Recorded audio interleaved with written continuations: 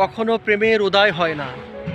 প্রেমকে যদি উদয় করতে চান তবে অবশ্যই এই চিটাগংয়ের পতেঙ্গা সি বিচ সন্ধ্যার পরবর্তীতে বেড়াতে আসবেন।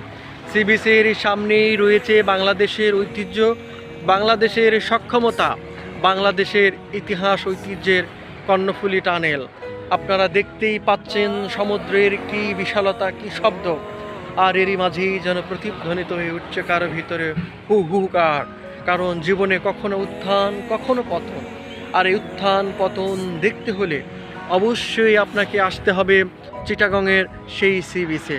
দেখতেই পাচ্ছেন কি চমৎকার জনপদ গড়ে উঠেছে সমুদ্রের তীর ঘেঁষে।